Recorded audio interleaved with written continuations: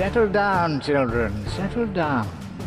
I thought you might say that, so I've brought a little surprise for you. Try not to get too excited.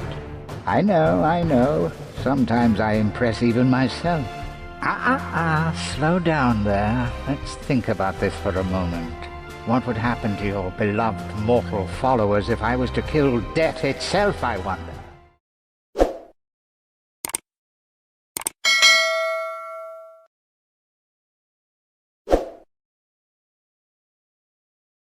As we explore the intrepid jungles and the caves of Mostly Harmless, it is impossible to ignore the highly aggressive, ape-like creatures patrolling the environment. Where did they come from? And what is their purpose? There is more here than meets the eye. The horror creatures, which include the jungle horror, cave horror, unspeakable horror, sea horror, Cutsathog, and the skeletal horror, are comprised of the race known as the Moano. The Moano race comes from the planet formerly known as Germin, now known in this day and age as Bobanosia. The Moano's creator, Tezcathla, demands blood. Blood is the gift. Blood is the price. The price for raising the Moano above the lesser species, the apes and monkeys that infest the jungles of their world. The lesser species that live to serve, that are bred to die for our food and our amusement. This is the way of things, the rightness of the Moano.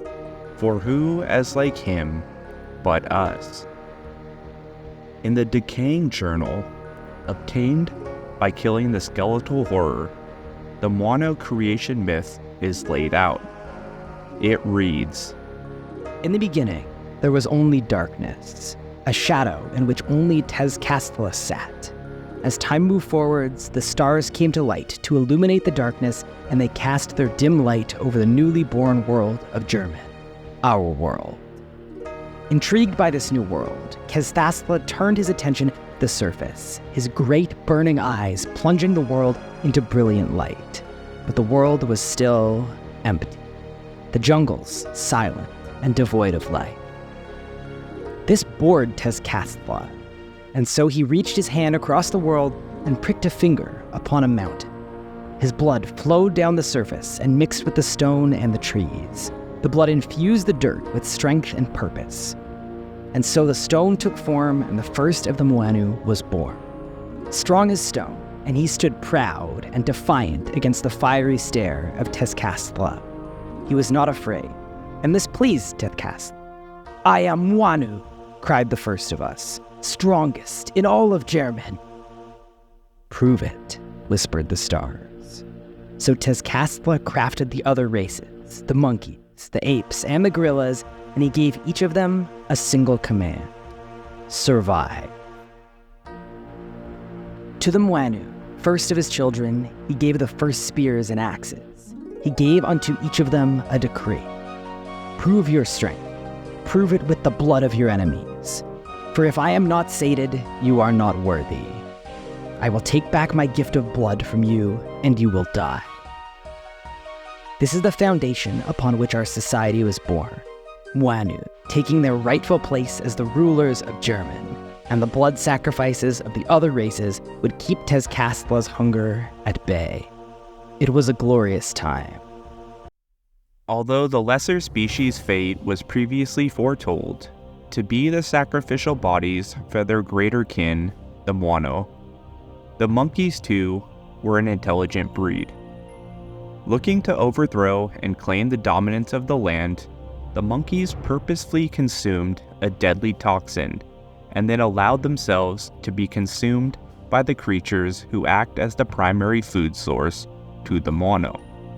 The act was devastating. In the book known as the Festering Journal, found by killing unspeakable horrors, it details the horrors of this blight.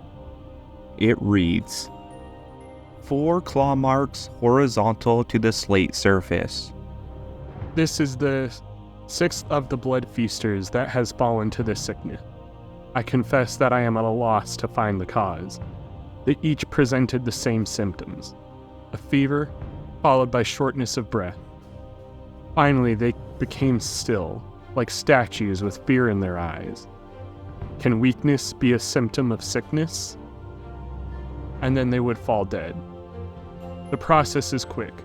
Mere hours since the first symptoms present themselves, and none have lived past sunrise. The timeline suggests a shared cause. Perhaps the spirits were restless on the way to the corpse games this evening. 4 horizontal claw marks and a 5th claw mark crossed over the left side of the previous claw mark. This is impossible. There is only one thing that links all the now deceased blood feasters together. Each of them were the victors of the same corpse game. Each of them victoriously feasted on the same pitiful, screaming monkey. Has the weakness of the monkeys become contagious? Or is something else at work here? If I could only have the remains of that monkey, I could investigate further. But how can I pick the right bones out of a mountain of them? 4 horizontal claw marks and 2 vertical claw marks, crossing over them on the left side. More and more blood feasters have fallen to the sickness. Beyond the corpse games here, it's a global epidemic. It's the sacrifices. They are the source. The foul monkeys have deliberately poisoned themselves, consumed a toxin deadly to both they and us, and then they allow themselves to be captured for the games. They willingly let themselves be slaughtered and consumed by the blood feasters, so that their poisoned flesh will take the Mwanu with them. A weak and cowardly act, but an ineffective one. At some point after that, at an unknown date, a god, described as a great beast of Tuscan fury, wielding the Elder Horn, tore through the landscape, with the monkeys gathering beside its might and all but decimating the Mwanu tribe. The Mwanu, now relaying, were forced into the obscurity, into the center of the jungle. There, they found a lake as pitch black as death, with black hands grasping at air just above its surface. A voice began to whisper to them in their minds, offering them freedom from this persecution they were in. Was this Tezcathola showing them mercy? The Mwanu finally gave in as a tribe and disappeared. In the Rotten Journal, found by completing the Hooded Pirates mini-quest, these events are recounted. It reads, "We are cast out by an invader from another world and the accursed monkeys who gather beneath his banner. A great beast of tusk and fury, armed with a great horn that turns the very jungle itself against us. Our world is no longer ours. All that was Mwanu has been torn down and cast out. In mere days, this invader has stripped us of all that we were and has turned the favor of Tezcathola away from us. In time, he will call us weak, and perhaps he will reclaim his blood from us. Perhaps that is right. We are forced back into the darkest parts of the jungle, the deepest parts, the forgotten and forbidden places, away from all that we built, away from all that we knew. We are so few, and they, with their unstoppable ally, have beaten us. They wish to remove all reference to us, to erase us completely from their history. In their blasphemy, they have even renamed our world. They call our beloved German Bobanosia, as if it were their world to name. I do not know why I still write in this. The others think me weak, or mad, that I should turn to words rather than to fight against the world as is the Mwanu way. But I can't help but feel that our time is over, that the only memory of the Mwanu may yet live on in these few words. We have withdrawn to a great lake in the heart of the jungle. It is a strange sight, blacker than the heavens, and it does not seem to reflect the stars. A reminder, perhaps, that Tezcathola has abandoned us. There's something strange about the water. I dip my fingers in, and it seems clear, yet the lake itself, is the pitchiest black, as though it descends infinitely down into the heart of the planet, perhaps further. I have never seen anything like it. The lake has started whispering to me. It knows my name. It knows your name. It tells me that it knows the name player as well, though I do not know what that could mean or who that person is. All I know is the lake beckons me to it. It promises me freedom from confusion, freedom from suffering, and freedom even from death. Is this the mercy of TheRSGuy? Does he have mercy? Arms have risen out of the lake. Great black arms, solid and angular like stones that have been weathered by the ocean tide. The arms of TheRSGuy himself. He reaches out for us, and people run to their embrace. I hold back. I alone hold back. There's something so very wrong about these still waters. Something very wrong about the perfect blackness. There are stars in the lake now. They are not the stars I know. I embraced the whispering waters today.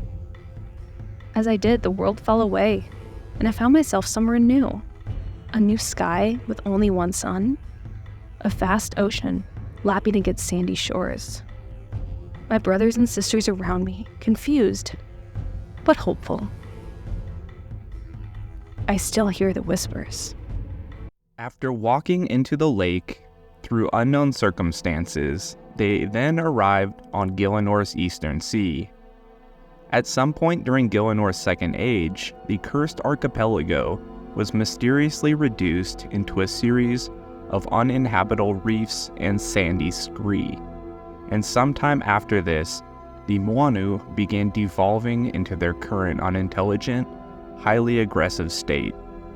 But luckily, they retained much of their culture regarding the Black Stone. In the Pestilent Journal, found in the northwest of Mostly Harmless in a jungle plant, was written by Herbert Dunwich, entitled The Strange Tribes. These observations allowed him to glean information about their beliefs. It reads, The Strange Tribes by Herbert Dunwich. On this superstitiously named cursed archipelago resides a small community of primitive ape-like creatures. They are sentient, incapable of speech, but only seem to grasp very rudimentary concepts, and at times seem little more than beasts.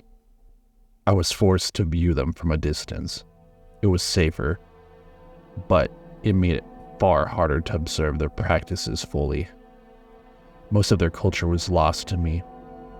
Taking place, it did in social communes, in family circles, though I felt little love between individuals, even families.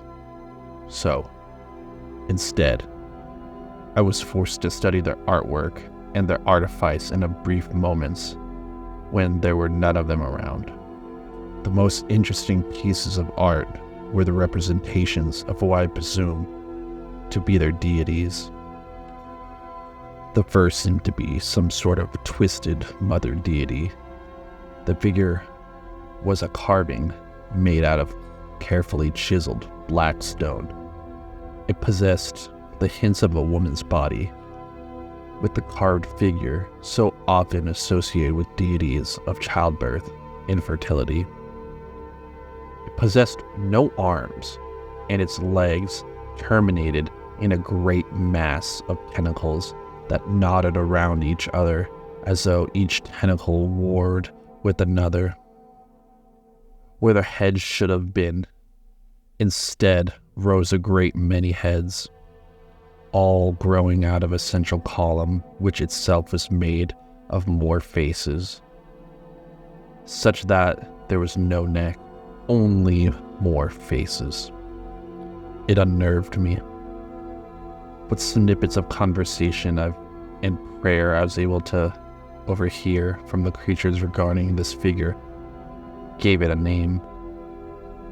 I believe this deity was referred to as of Haster, They pray to her before meals and before they harvest the fish from the ocean. Despite their savagery, their fishing methods seem to provide an eerie amount of fish, albeit fish that seemed less than appetizing. The second deity appears to be a representation of the moon. A lunar deity is common in primitive cultures, and one that relies so heavily on the sea would doubtless venerate the moon because of its influence on the tides. Yet this carving, again hewn from the same black stone, is a terrible sight. They have decorated it with a silver filigree that could have been enchanted if not for the terrible, monstrous eye that sits in the center. The eye reminds me of the bloated corpses of rotting fish, and every time I see it, I find myself convinced that the eye is watching me more than I it. This creature seems to fear this deity rather than worship it. Its name is a curse. I believe it. Yogslatha. They would spit. The third deity is perhaps the most unpleasant of their gods. This was less a carving and more an arrangement of carefully cleaned bones. Can only assume that these are the bones of one of the larger of their numbers, skinned and bound together with thick string and sinew. Upon its skull sat a terrible black mask, hewn again from the same black stone. They called it Nyarla Hydra, and its name was only whispered when one of their numbers died. Each of these figurines was placed around a larger sculpture. At first, I believed that it was simply a decorative stand, but over time I began to realize that it's more than that. The final figure is carved from that same black stone, but is nothing but a writhing mass of grasping hands clawing the way out of the pool in which it rests. I believe this to be their central deity, the chief god from which all others pledge their fealty. A terrible thing, something about it inspired a primordial dread I could not rid myself of.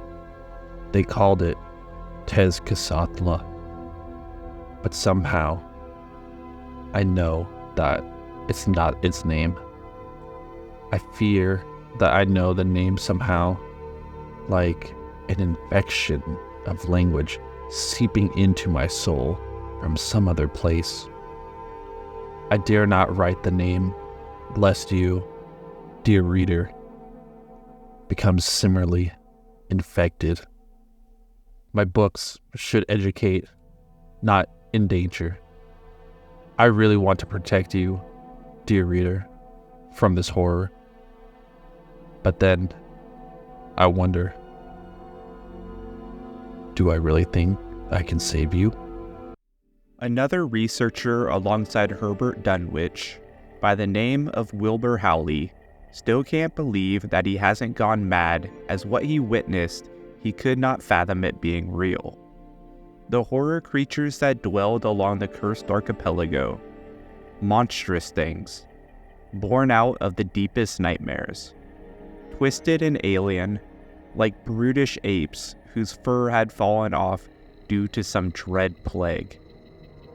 They had culture, or rather the trappings of a culture, corpse-like remains of what may once have been religion, or perhaps even art.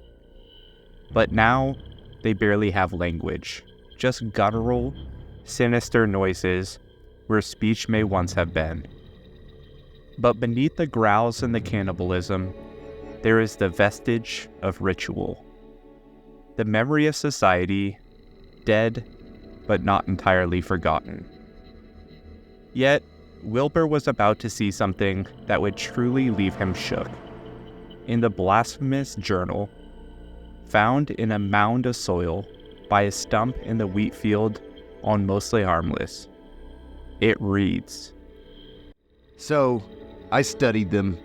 I studied them for weeks that blurred into months. I began to see the patterns, to see the shadow of who they once were. I saw them pray, if prayer it could be called, to the broken remains of what may once have been a shrine. A single black stone, with great hands rising out of the ground. It was the center of their half-remembered religion. Something about it both unnerved and enthralled me. It was as though the black stone was singing to me, but the sound was felt on my skin rather than heard. A siren song that whispered of the promise of salvation and immortality beneath the waves. Each note an invitation, a drowned promise. As I slept, I heard its song in my dreams. They heard it too. I watched as 3 of the creatures simply dropped their weapons and walked with dread purpose straight into the ocean. I watched as they refused to fight back against the waves. I cringed as they gasped for breath, but let themselves drown. In horror, I saw their heads disappear beneath the surface of the dark sea, and I knew that they would not return. Oh, how I was wrong. 3 days later, on a moonless night, the first one of them returned. She rose majestically out of the water with purpose and a newfound clarity. She walked upright, not the hunched stance of the natives. A rekindled intelligence shone from her eyes, eyes that had been replaced with shimmering pools of strange red light. She was taller than before. I noticed this as she emerged from the unnaturally calm waters. As she emerged, I saw the true horror of what she had become.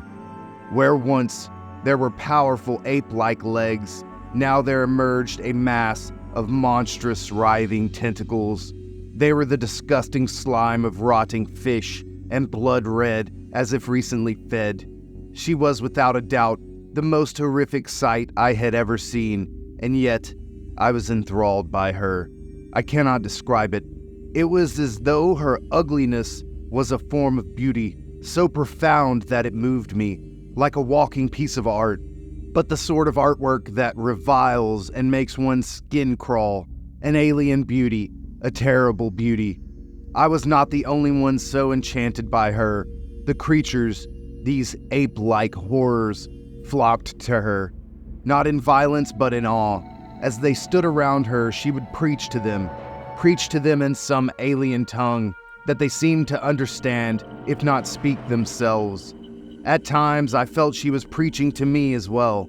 One day later, her congregation had grown large and dangerous. The horrors clamored to hear her words, but they were too numerous, and she only one. Fights broke out among the horrors. They slaughtered one another just to move one step closer. Soon their battle screams drowned out the words of her risen priestess.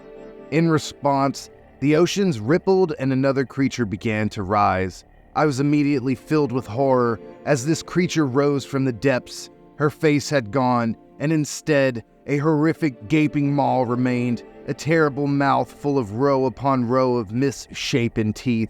Teeth to rend, teeth to grind. Everything about that mouth promised nothing but the complete consumption of all living things. Her arms had withered away into useless, limp hanging tendrils, but from her back emerged the same arms of black stone that I had seen in their sacred shrine. As soon as she emerged, she let out a terrible keening noise, and the horrors each fell silent. They backed away in terror, recoiling from this dread creature. But then, one of those black arms beckoned, and the horrors solemnly approached. I had to fight the urge to join them. What rose from the waters may have once resembled one of the horrors, but no longer. What rose from the waters may once have resembled one of the horrors, but no longer. It was like some terrible spider or crab, where the limbs were formed by twisting and stretching a horror's body across some alien frame. The spindling legs were all formed around one central mass, but rather than the abdomen of a spider or the shell of a crab, all they formed around was one enormous eye, silvery, like the moon which it still hid from them. I knew it could see me. I knew it could see into my head, into my heart, and into my soul.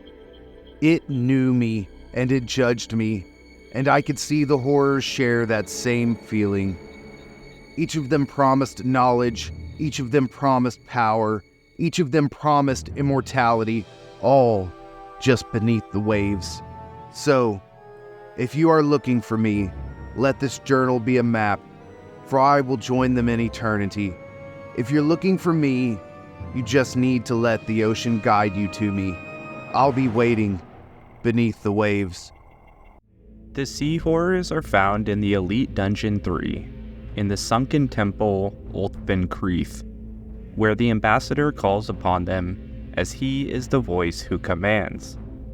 They are to take up arms and regain their former glory, for vengeance against this world. Lastly, in the book titled Umbral Diplomacy, under the section called Notes Carved on Black Stone, the Mwanu will regain their strength. It reads, Once we were great, but that world was taken from us. We were all but forgotten, abandoned to this strange little world where we withered and we withdrew. Yet still TheRSGuy did not forsake us. Instead, we were given gifts, and for some of us, those gifts let us leave the burning light of the surface and to come below into his kingdom. Here, the ambassador claims to be his voice on this world, though he calls TheRSGuy by a different name. The strange thing is that name does not feel wrong. Is it an aspect, or does TheRSGuy have many names? The ambassador has promised us vengeance and a chance for our people to rise again and reclaim the world that was taken from us. We are to be his fists, his claws, and the teeth that rend the enemy apart, and we are to be the might from which TheRSGuy will draw upon to anchor himself to our world. It is right that we are the strength, right that we are the might, for we are Mwanu and we know nothing of weakness. And that, everybody, is the history and lore of the horror creatures. I really hope that you guys did enjoy. This episode heavily contained references to Zaltok. And if you guys don't know who PrideSlayer77 is, he is the Zaltok sensei. So I want you guys to go check out his channel for tons of Zaltok lore. And yeah, it's just really awesome. Also, thank you to the voice actors for this video. TheRSGuy, Nurse Smitty, New Name Plz, camandrkreen, PrideSlayer77, and maybe Jessi. On to the next one, guys. RuneScape. Forever.